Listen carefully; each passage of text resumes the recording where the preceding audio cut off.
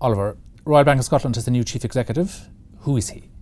He's Ross McEwan. He's in charge of the RBS retail business. He's been doing that for a year or so. And now he'll be taking over from Stephen Hester, who will shortly step down from the position.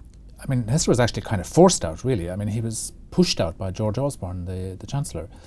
Obviously, the UK government, the UK taxpayer, has a big stake in RBS, but I think Hester was very badly treated.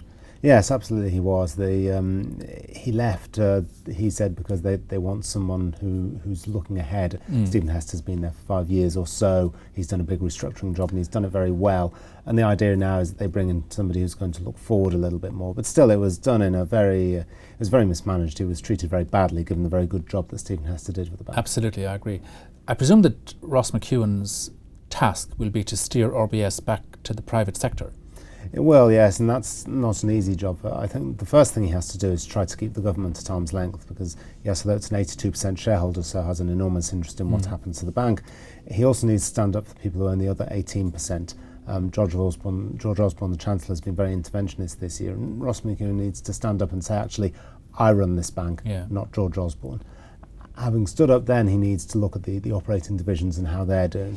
And there's different challenges in each one. The investment bank has been shrunk very much from what it used to be. The idea now is that it serves corporate clients, but it's a very subscale investment bank.